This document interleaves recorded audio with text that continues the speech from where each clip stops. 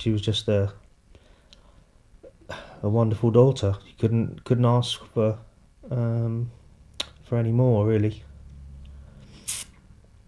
She was fun, lively, loving, caring, intelligent. I mean, most people say that about their kids, but she really was.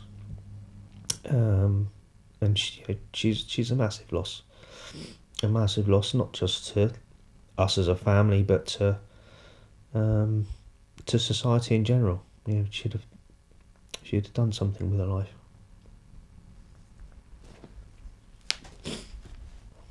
24th of August, 2012, we were pulling forwards out of our drive onto the main kind of Cowes to Newport road.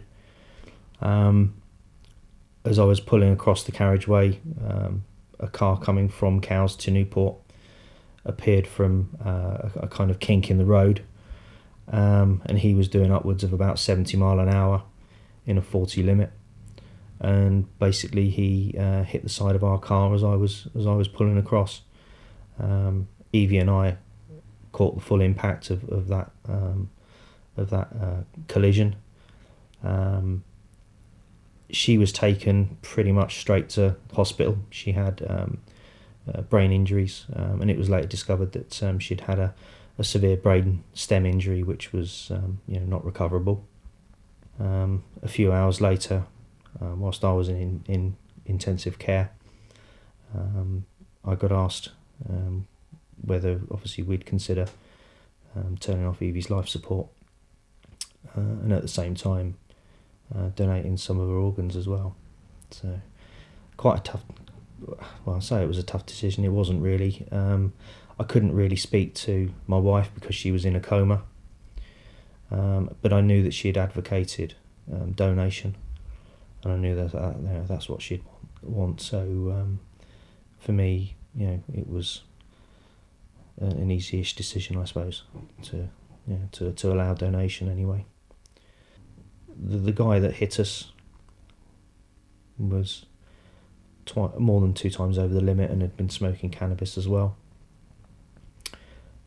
He got 10 years, for which we're thankful for the courts for being,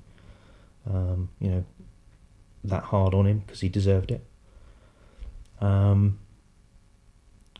But a 10-year sentence is nothing compared to what we've got. Which is why, I wanted to get some positivity out of what's happened to us by starting the charity, and obviously trying to improve road safety on the Isle of Wight. The charity really is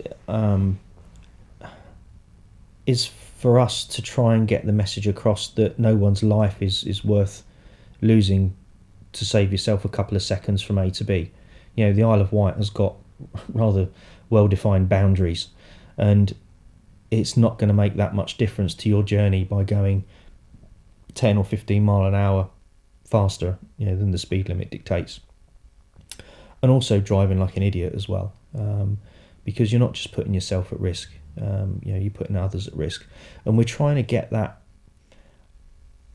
kind of personal family perspective across to people, that it isn't worth it. That kind of attitude and driving and speed isn't worth the risk that you're taking, as I said, not just with your own life but with other people's lives. We're raising money as a charity towards a few kind of projects that we've got ongoing. One of them is our Wheelie Bin sticker campaign, where we put speed limit stickers on wheelie bins, and then when the whole road of wheelie bins are out for collection, you just have a massive speed limit signs all down the road, and you can't fail not to notice it. So that's a really good project that seems to be being taken on by quite a few of the parish councils on the island, which is fantastic, and town councils. And we're hopeful that more and more people take on the Bin Your Speed, as we call it, campaign, and more and more people hopefully get involved, and more people will slow down when they're driving through their areas. Another project that we're looking at starting is that we want to purchase a slow down sign, one of these animated slow down signs. So it's either a happy face or sad face, depending on your speed, which will be mobile around the island. And what we will do is purchase that sign and then let communities, schools, anybody that wants to use the sign to use it in their local area for obviously a limited period. I know for a fact that with a lot of the signs that are up these days, people get blasé when they're driving past them. Like, that's been there for years. It doesn't bother me anymore. It doesn't have that effect anymore. We're hopeful that a mobile sign that changes location, once every month or a couple of months, will have that little bit more of a surprise factor. And then when it flashes up in front of someone who's speeding, they might actually think, I didn't realise that, and slow down. There are probably one or two places where I think the speed limit can be reviewed and maybe slowed down as well. There's one or two 20 mile an hour zones on the island. I'd like to see one or two more. Because of the distances people are travelling, I don't feel that having a 20 mile an hour limit in certain places would have an adverse effect on traffic. Another thing that we'd like to do in the future is to create a road safety book for children on the island, but base it on the island so that all of the areas involved in the book would be familiar areas for these children to read about. So that's something that we've discussed as a committee with the charity. And again, obviously donation dictating will be something that we'll definitely look at in the future. Our feeling is that if you can get